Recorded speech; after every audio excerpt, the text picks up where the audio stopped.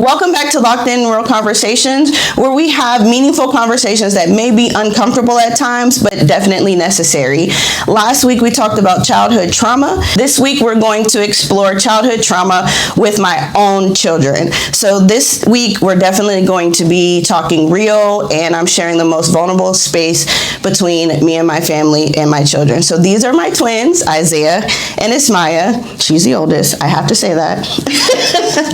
And right now we're going to actually play a game, just kind of like soften the mood a little bit and play a game, and it's called Substance by Lovely. You can follow them on TikTok. It's just a game to get the conversation going. Sometimes as parents, we don't know how to talk to our children, and this card game definitely gives us something to start the conversation and keep it going. So welcome, twins.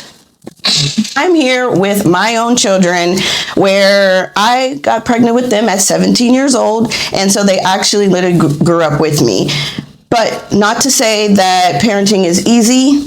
It was very hard, and through my own childhood trauma, it was hard to navigate as to being a parent, well, a single parent.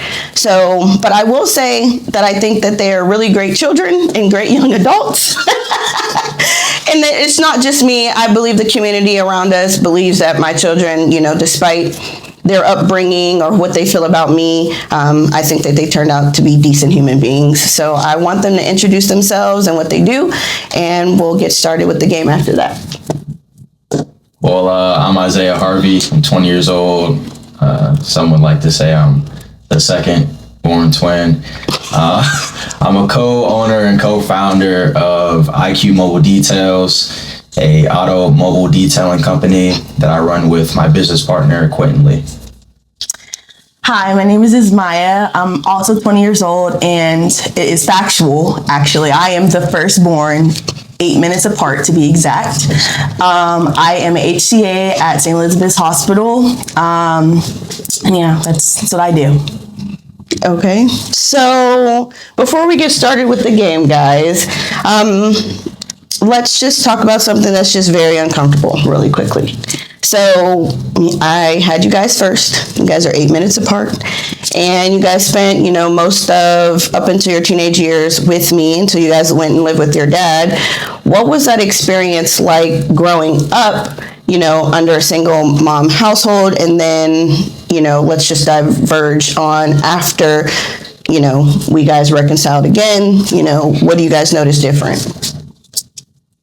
First, I would like to start off with, growing up with a single mom. I'd say you definitely notice the absence. I wouldn't necessarily say with missing the paternal aspect of it, but your mom, she has to work, she has 3 kids, and just seeing your mom grind all the time and not really we didn't have quality time, let's just say that. You just always seen your mom in survival mode. She always made sure we were fed, clothes on our back, education, and our wants and needs.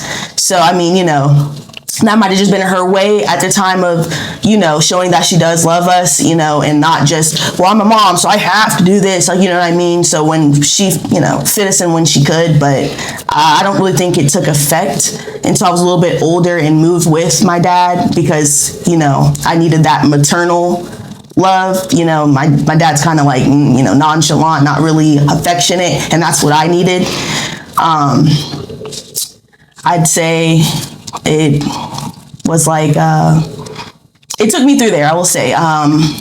Character development, a lot of character development, and, having to experience going through womanhood by myself, even though, I did have some female figures, but it's nothing like, having your own mom and, starting your cycle, boyfriends, losing, all that kind of stuff. So, I didn't really have anybody to really guide me in that aspect. It was kind of like, a touchy subject, but I think I turned out okay. Turned out okay. Growing up with a single mother, and not just a single mother, but a household full of women, it's definitely different. It's definitely different, but it taught me a lot more about patience, about being attentive to a lot of things. And from my mom, there was a lot of quality time, I guess, for me personally, I'd like to say. Even though she was working and she was a single mother at times, for me and my little sister and my twin sister, we had a really good childhood. We weren't in the right, or I guess best circumstances, living situations, but she always made it feel like this is what childhood is supposed to be, more times than not. Switching to my father's house, I'd also like to say that I was looking more for manhood, but in a way, I kind of got it from my mom. Definitely a go-getter, getting things done, not complaining, and even if we were to complain, we're still gonna get it done regardless at the end of the day. And I got a lot of emotional support in that aspect. I'd like to say I was a little closed off as a kid, but I still learned a lot about emotional maturity through my mother and through my sisters. So I'd like to piggyback off of that. I would like to say, okay, we had my twin brother and my little sister at the time, so we had each other, honestly. So we in this together.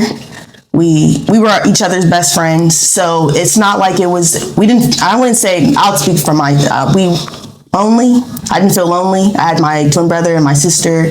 We made the best out of it. We used our imagination, and it just, it kind of was a hard transition because I left first. So coming into the world with somebody and then, spending a few years without your other half was very hard for me. And I didn't know how to really, process that. Nobody really coached me through, because being a twin isn't as common, you know what I mean? So I feel like, oh Lord, it's okay, let it out. Oh man, it was a really hard time in my life, being by myself, you know what I mean? And I had a bonus mom, but she had her own kids. She's older than me, of course, but when she needed to step in as a parent, she did.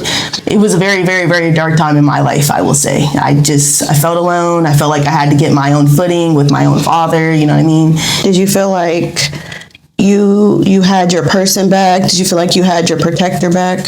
Yes. I was always by myself. Mind you, being in a whole different state, being in a whole different state and going to a whole different school, and, I was always with my siblings. We all went to the same school and, went home together, and just going through high school, half of my high school, years without my brother was kind of tough, but I had cousins out there and stuff like that. And it's nothing like, your own flesh and blood. Other than that, but, being a boy and a girl, we're bound to grow apart and go on our, different paths, but I feel like we still have some things in common. So we ultimately, with each transition, we didn't speak to each other for some time. What did reconciliation, what was that like for you, Isaiah? it looked, I'm not gonna lie. I don't want you to. It was more because still in that season of my life, there was still a lot of resentment, and not just for you, but for my father as well. Even though I was living with him, it was really weird, but I knew that I had to change, especially finding Christ more and building my faith more and having more responsibility with school, on the track, off the track. I knew that something had to change with me first, and that was something that was holding me back. I had an encounter at a Hispanic church, and I had an interpreter tell me that I needed to forgive. And it was real specific. Forgive my mother. Mind you, I didn't speak any lick of Spanish. So that was something for me that I had to really turn around with, because it does more harm than it does, letting it go and whatnot. Speaking about it definitely did help. But coming back, I believe we had a one-on-one, or I believe we had that Waffle House conversation. Yeah, I think that was it. That was really special to me because it felt like it wasn't forced. It felt like it was natural. It wasn't like picking up where we left off, but it was more like a homecoming in a sense. So for me, it was hard, but it was something that I also learned from you. You just got to get it done, and the rest will play its part.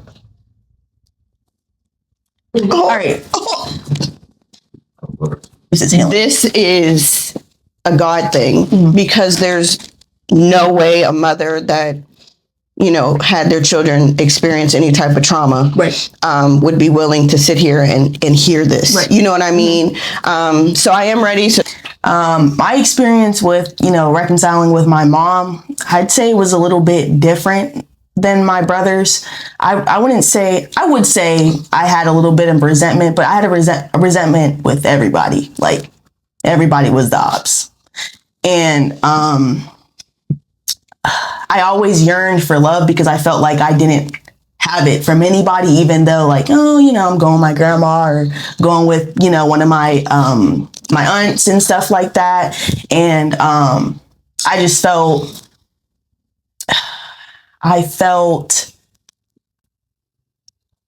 like I was hard to love.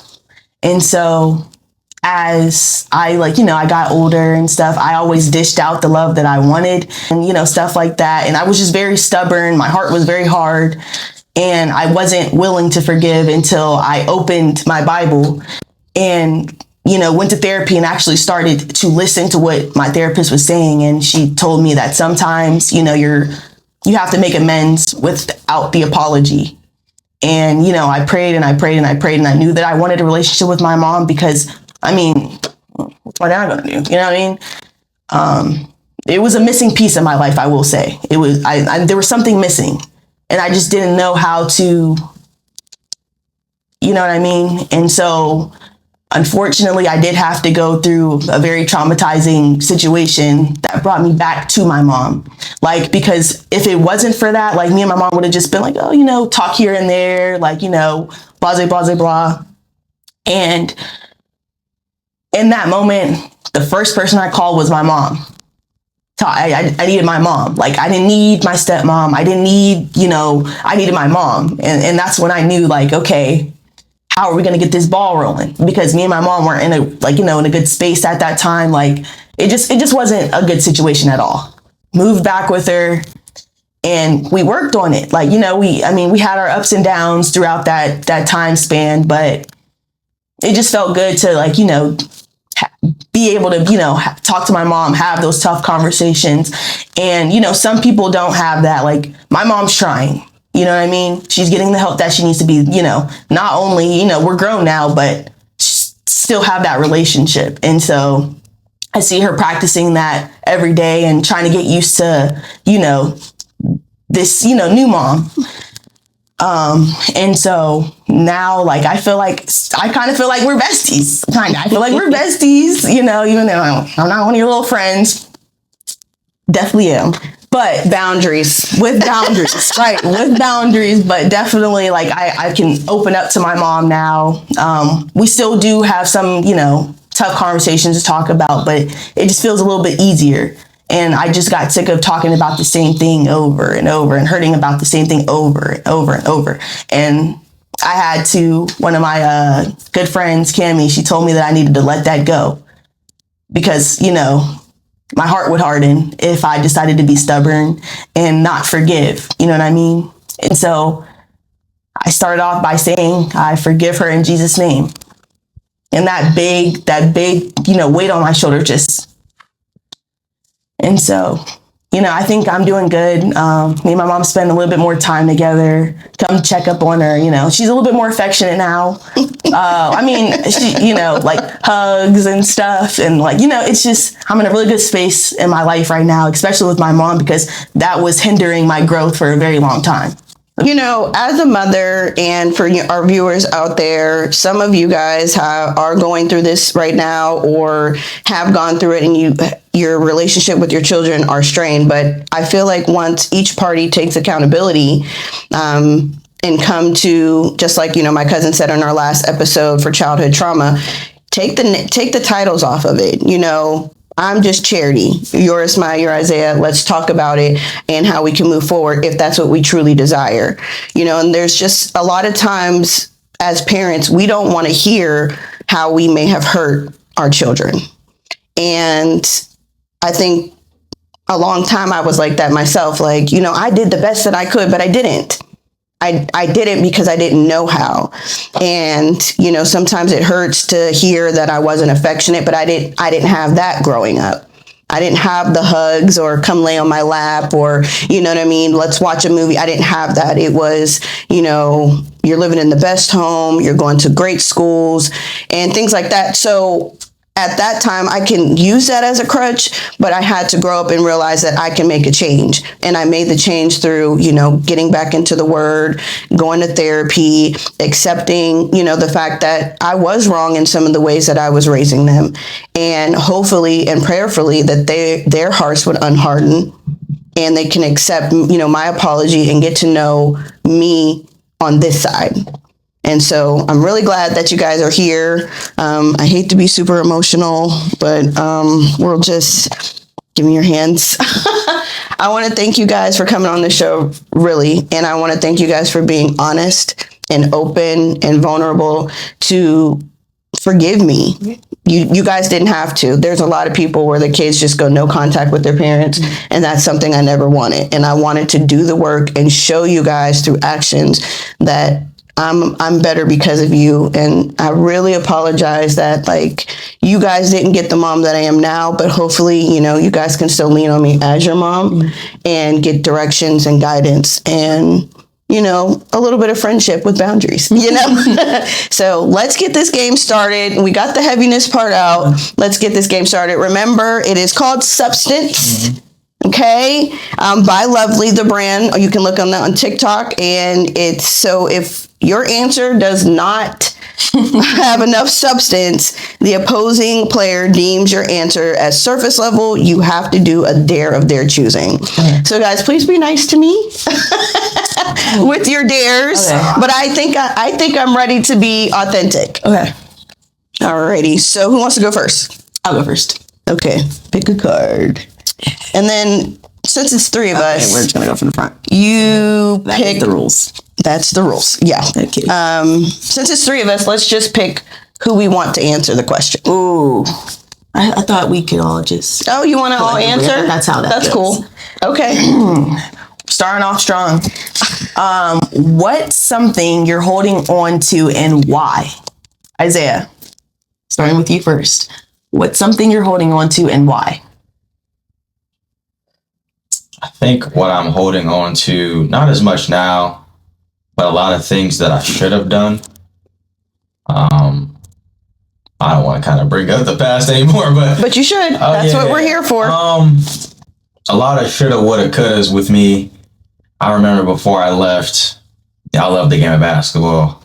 Remember watching LeBron James, my mom in 2018 hitting, off-legged, bank shot on Toronto game 3, to seal the game. And I used to draw back in the day, not too well, but I used to draw, and I wanted to go to the NBA. I wanted to pursue basketball. I was out there I was Kobeing out there. I wasn't coming inside. I was hooping against, high schoolers or whatever. But I had a choice to stay. And that was kind of one of the choices that that was really going to will me to stay, was basketball. I remember I worked all year to be on the basketball team, and I made it. Circumstances led me not to be there, and then I got a second shot, and then things happened before my departure. And after that, the game of basketball just kind of slipped through my fingers. I was in a new environment, new people, new household, new house. I mean, all of it. And I was kind of I guess, scared to pursue what I really wanted to do with my life. I have no regrets about it though.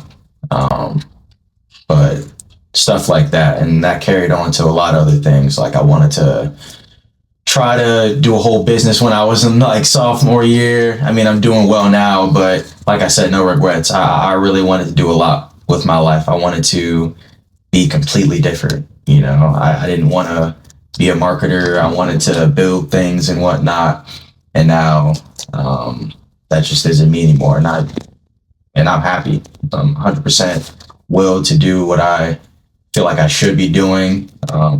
And I love these things that I'm doing now. So, but that's one thing for sure that I'm kind of holding on to a little bit because it kind of dictates my decisions now. Like, do you really want to keep doing this? Do you really want to, like, if you want to, you're going to have to give it your all, this, that, and the third, but things change and there's a time for everything. So yeah, that's what I like to say for my answer. Okay. I deem that as a mind F. So no dare for you. Yay, complete. Alrighty. On to you, Mom. What is something you're holding on to and why? You know what? I'm going to say it. I think that I'm holding on to the fact that I allowed my mom to play such a huge role in parenting with my children. I was obviously a young mom, and, you know, she was well off financially, and I relied on her because I didn't have anybody else. You know, their dad went absent 3 days after they were born and continued to be absent, you know, for years beyond that. And I would call her my baby daddy at times, but it took to the point where my children kind of respected my mom more than they respected me.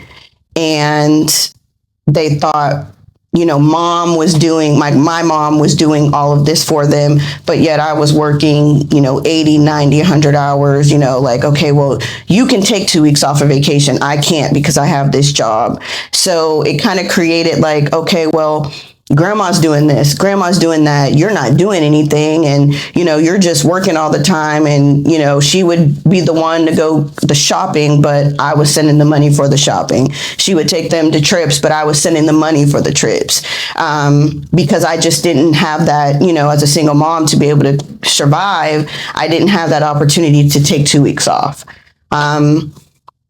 So it kind of created division, but I kind of allowed it because I was just young and young-minded that I needed her. Like, I didn't have, you know, child support at times. So my mom, you know, hey, I'll loan you this money, you know, so you do what you got to do for the kids, but pay me back. And it just seemed like I was, and not like a control thing, if that makes sense, but like, I am doing what I'm supposed to do as a mother, but we have another figure, you know, kind of like playing it off that I just wasn't doing anything at all. So still hold on to that. And I can't hold that over my mom's head anymore because I have to take that accountability. Like, okay, this would happen. She apologized. We're moving forward. I can't keep holding that over her head. Did I pass? Yeah. Okay. That was good. That was good. Do I answer? Let's move forward. Okay. Let's move forward. Do you want to draw next, Isaiah? You can draw next. No, you want me to draw next. Okay. Alrighty.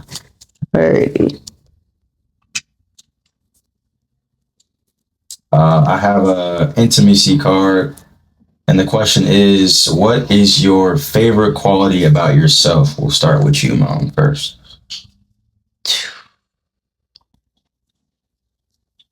I don't know. I'm pretty hard on myself. Like, I'm literally hard on myself about everything from physical appearance. I would just say that I am quality strong, I guess. Is that it? Yeah, strong. I'm going to do that. Strong. I'm going to do that. Someone's about to get it. I'm like, somebody's about to get a dare. Okay. I think the quality I like about myself is that, I mean, I'm strong-willed. There's not a lot that can knock me down. I will say that. So, you know, as Isaiah said earlier, you know, things that would probably kill another person, I've actually, you know, been knocked down and can keep going. So a lot of things like growing up, a lot of trauma-filled things you would have never thought unless I share it with you. A lot like I don't know, just dare me. I can't do this. I dare you to give me another one. So, I think That's hard. That's hard. I'm just a strong person, and I don't allow a lot of things to knock me down. Yes. like that's sufficient. That's good, isn't it? I feel like that's sufficient I like 'cause that. I got that from you. But it's not for and sure, why. so- Oh yeah, no. I am a complainer through and through, That's a quality. but I I am not a quitter. period. I will complain, but I will get it done. Give me 15 push-ups. Wall push-ups. You better hit them wall push-ups. No. I dare you to give me your favorite quality about Mama. Why do I get the dare? Well, because you failed. There was no substance. No, whoa, no. I was piggybacking off of her. You didn't even ask me the question. I just had it. No, you I'm gonna didn't. have to ask you. Because I But did you- the same thing to each person. But you answered. No, I'm like, yeah. What? Do No, the that dare. doesn't count. Do No, the dare. that doesn't count. does- That's not my best Yeah, let's quality. just I was just break it piggybacking down. off of you. Why? I was just adding some, comment, a side comment in there. That wasn't. You didn't ask me the question. You didn't ask me the question. Yes, I did.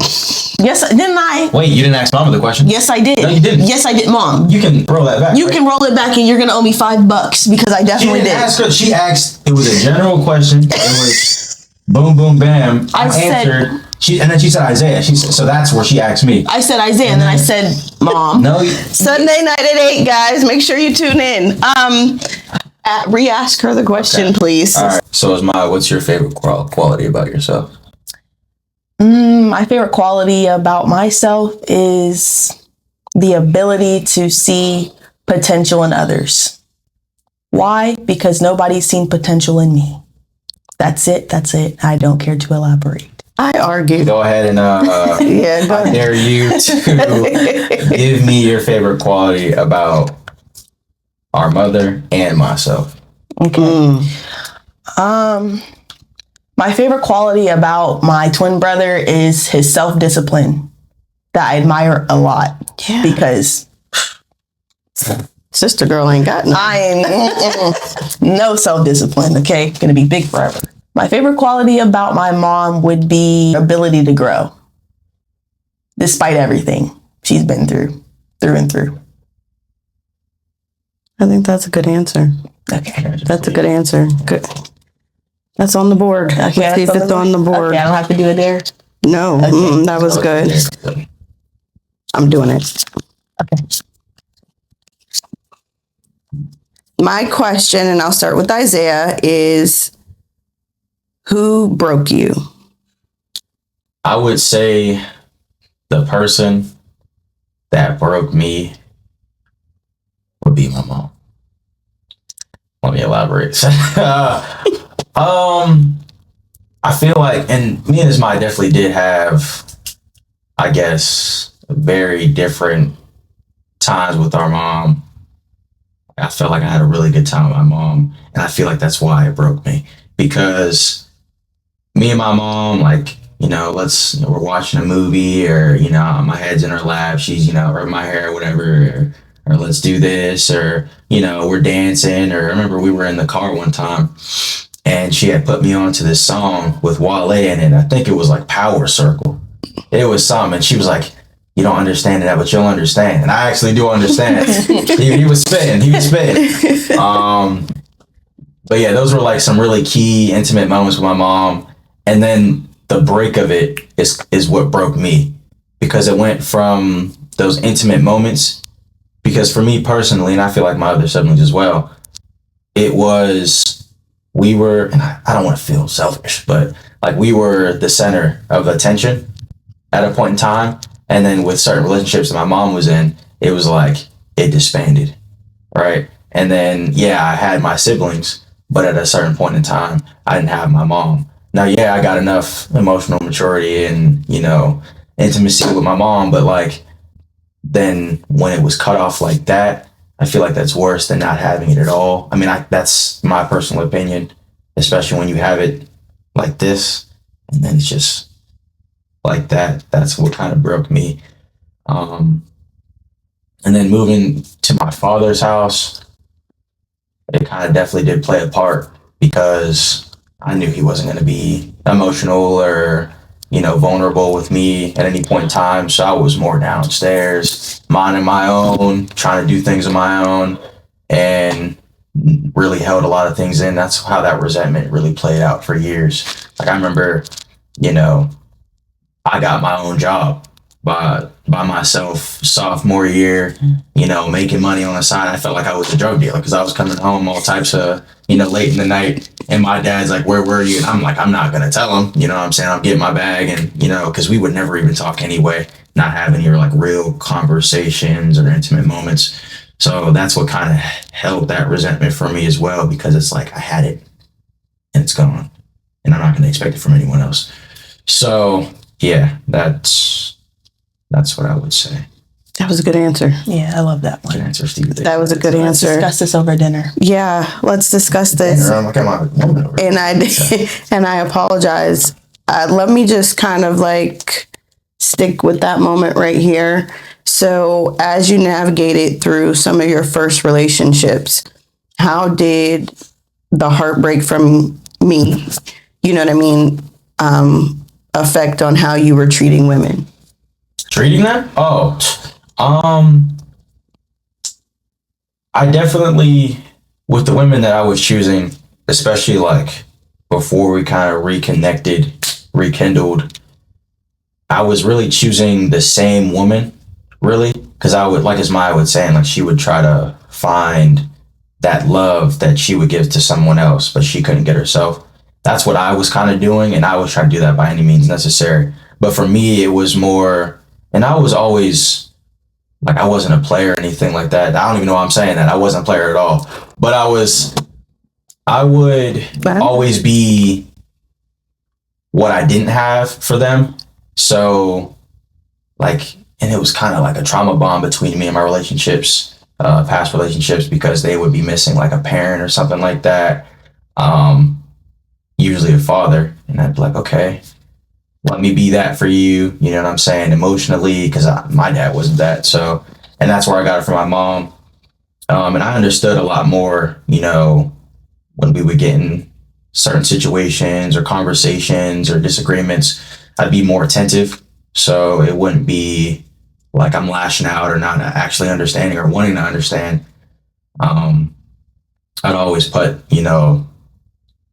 them before I put myself, right, instead of putting us together in front of the situation we're going through. So yeah, it definitely played a part because I was definitely like trying to chase after the same woman for years, and it just was really toxic, even though that I was, doing my best to put them first. But at the end of the day, I was putting myself last and I wasn't giving my best. So yeah, that's kind of how that influenced my dating life. Good answer. And I'm truly thankful to God that we were able to reconcile. And I know I kind of always said it in a joking way, like, do you have mommy issues? And I never wanted that to be, but I think that God allows certain things to happen for us to grow and heal, or to see if we're going to stay on the same, path. And so you have a beautiful girlfriend, and I can't wait to, get to know her. And you've grown up to be such a man that I never even could imagine at 20. So I'm thankful for where we're at now. I'm thankful and grateful to where we will be. Your turn, Bookie Bud. So, who broke you? I'll say my father is my first heartbreak. I remember a time we were in school. It was me and my brother's birthday. My dad was swearing up and down, "Oh, I'm going to come and get you guys for your birthday." Like, I'm excited, like, and calling. I got home from school, still nothing. And he called and he was like, "I'm so sorry." And that was the first time I ever experienced disappointment. And after that, I just was built for it. Like, I wasn't the kid sitting and waiting for my dad to come. Like, well, I got the concept pretty fast. Pretty fast. I feel like out of all my siblings, I was more tight with my dad. He played again when I went over to spend the night with him, and he wasn't there. Nobody knew where he was at. Come to find out, he moved to California. Okay. So disappointment has never really been a stranger to me. Leading up, I mean, he was very consistent with disappointing people, very consistent. But I'd say that's something that I will never forget. And I don't think I've necessarily healed from. No matter how many times I try to move past it and, stuff like that. And I lived with my dad for 6-7 years. And, I just know that I'm never going to get that apology or any type of accountability at that. So I just made amends with who my dad is. Still love him, but you can lead a horse to water and make him drink it. Do you feel like any part of you or you, Isaiah, kind of resents me and the choices that I made with your father to bring you guys into this world? I know a lot of people be like, "Mom, you are a bird. You called me a bird a couple times." But do you kind of hold resentment towards me on choosing, your father, or not explaining well enough, what kind of man he was? No, there was never any resentment on that part. Because if anything, he was a stranger. We grew up, growing up with our mom, it's our mom, but I feel like with anybody, you have to mess around and find out yourself and see who somebody is, especially with the consistency that they bring. It was just kind of well, it's my dad. You know what I mean? But I never no, there was never any resentment on your part, because, it just was a no-brainer for me. I wasn't thinking I wish I had a different dad. I never thought like that.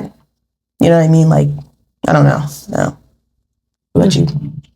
I'd also say no, because obviously it takes two to tango. So, he's a man. If he decides to pull up or, pull through with the things that he says, that's on him. But even if that wasn't the case, I feel like I was blessed to have a father figure, and a lot of role models in my life, manly role models in my life, beginning with my grandfather.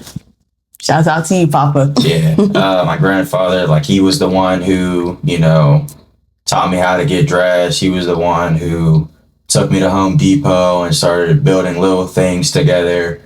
He was the one who, well, no, he didn't teach me how to. You taught me how to tie my shoe. I knew it was mine. She did hers before me, but he taught me a lot of essential things, especially with being a growing boy into a man. So yeah, even if that wasn't the case, my grandfather is probably is and has been more of a father than my actual one. So I didn't owe anything. I was blessed to have him. So.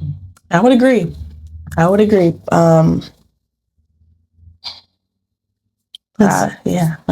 Let's move on. I love that. I'm going to ask the last final question, and we'll just build on that and see where we go. I think it's a good one. Okay. Alrighty.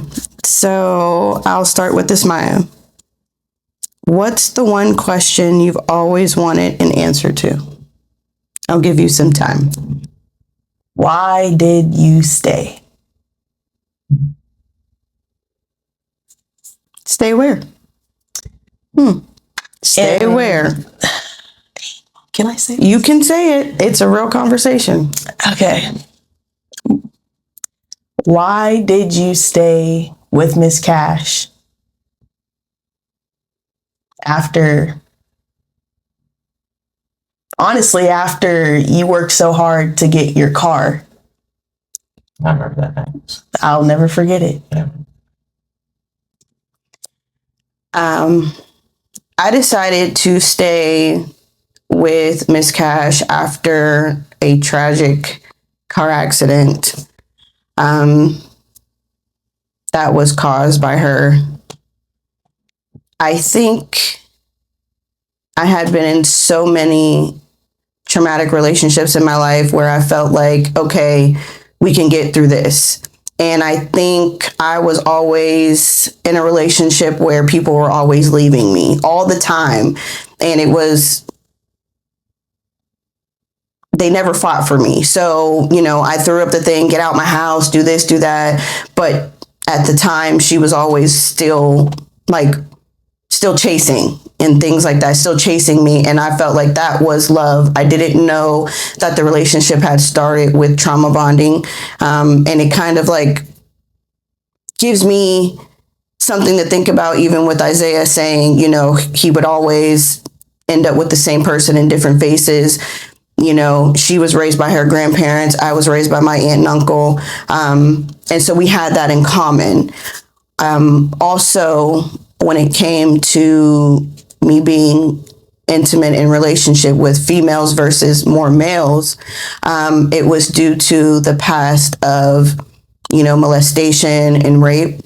And I found it hard to be intimate with men because I didn't feel safe. And as sometimes the devil knows what you're struggling with, so he'll send you someone. And I'm not saying the devil sent Miss Cash. All I'm saying is, as I'm more awakening in the spirit, is that God will send you. And it could have been a male. You see what I'm saying? It could have been a male that, was sent to me. And Satan dresses things up so pretty that you think that it's sent from God, and it really isn't. And then you have a stronghold and soul ties that you have to break.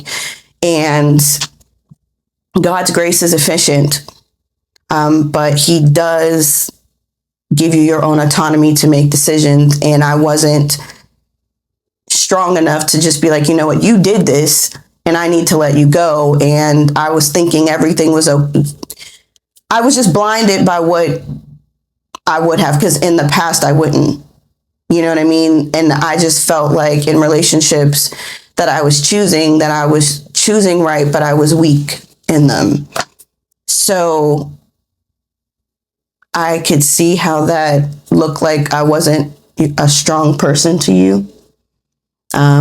Because, anybody, they call me, I'm calling my mom or I'm calling Charity and she don't play no games, and I didn't. And I guess my kryptonite was relationships because I was searching for love, but I'm scared of men because I feel like they're not going to treat me right, intimately, physically, things like that. So that's where we're at. Was that substance? That was Okay. substance, yep. All right. Okay. I am going to bounce this question off of you, Isaiah. What's the one question you've always wanted an answer to? I would say a question that I don't have an answer to is, initially, after Ismaiah left, and then after I left, what was home life for you, for the three of you? And then what made it, I wouldn't say easier, but what made you try to reconnect with us? I know that you're our mom, obviously, but what were those steps to get there too? So what was your initial reaction? What did home look like with you, Miss Cash, Imani, and then what built up to hey, let me reach out and get a connection again.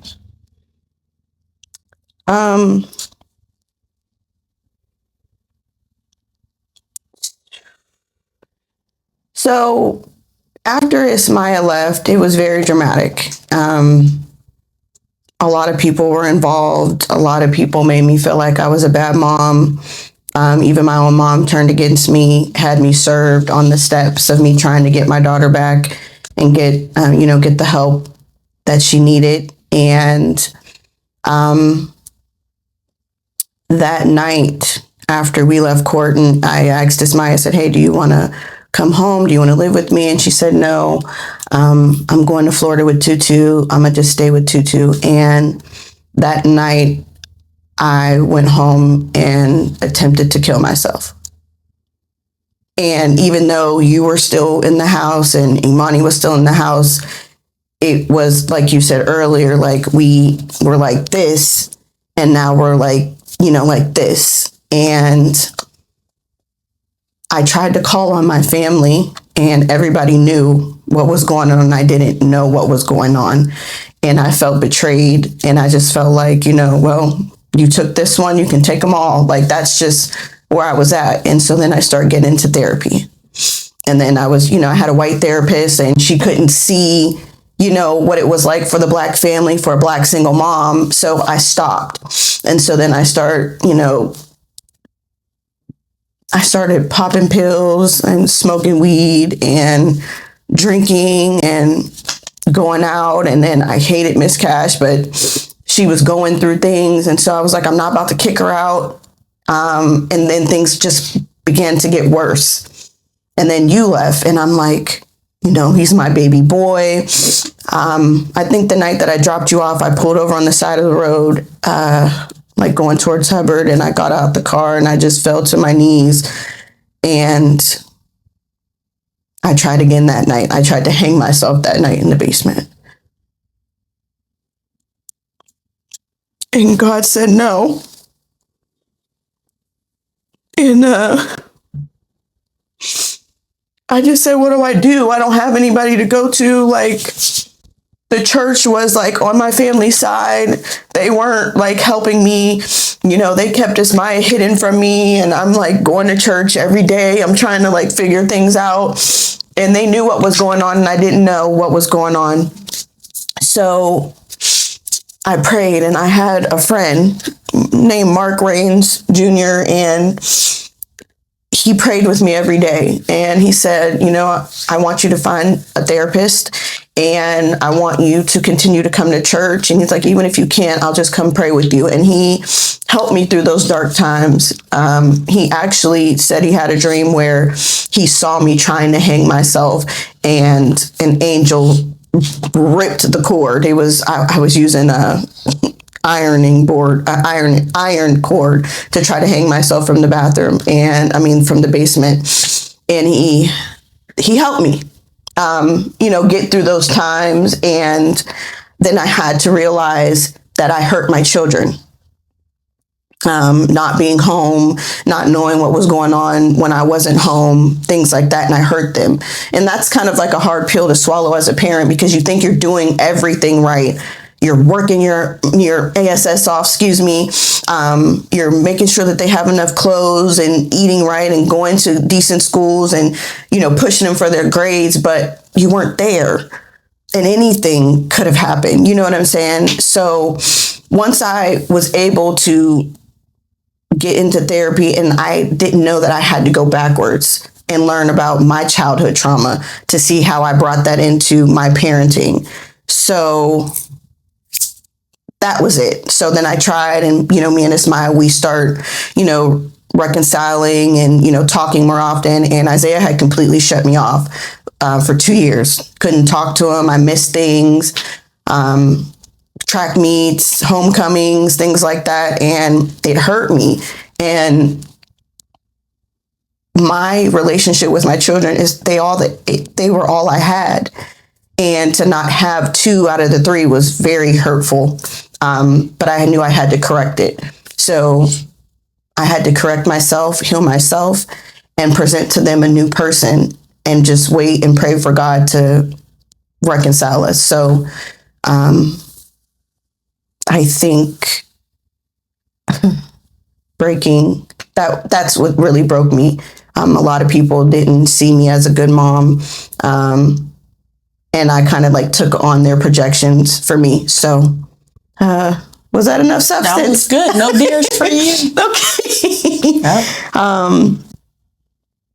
So, as we end this, guys, I want parents out there to hear and see my vulnerability. I want you guys to see that if you guys do the work for your children and for yourself, I wouldn't be here if I didn't heal myself first. I want you guys to listen to your children. It's not even too late. 8, 9 years old, teenagers, talk to your kids. What can I do better? Where can I be? How can I be a better parent for you? You don't even know. You thinking that you're just putting food on the table every day, making sure they're going to school, got their clothes together, but they're missing something. And now in this day and age with social media and schools and bullies and, influential things, you have to be more vulnerable. You can't just do the basics of being a parent. You have to get in and talk to them and let them know that you are a safe space. I talked about on my last podcast how Ismaya was like, man, with us, you were rah, whooping this, that, and the third. And with Kason, you're like gentle parenting and, and things like that. But I had to learn that there's different ways to parent. So again, here in Locked In Real Conversations, the conversations definitely tonight were uncomfortable, but they were definitely needed for healing. And I encourage you guys to just talk to your kids, get the game, substance. If you don't know the right words to say or to ask, that's a great way to open up doors to learn more about your children. Your children, just like you, grow and they reach new plateaus, and you need to learn them on each stage of life, just like my kids need to learn me. So if you guys learned anything was helpful to help you strengthen your family, please reach out. You know what I mean? I've been here. I'm sharing, the most vulnerable parts of me. So as we close tonight, I want to thank my children, my firstborn, my friends that grew up with me. I thank you guys for, understanding that I wasn't a perfect mom and still not a perfect mom, understanding the traumas that I went through and the traumas that I projected onto you guys, and forgiving me and taking the time to find your walk with Christ and heal on your own so we can have a beautiful relationship until I'm no longer here. So Locked In Real Conversations. Again, we have real conversations that may hurt, make us laugh, make us think, but we're here to heal and strengthen our community. See you next Sunday. Woo!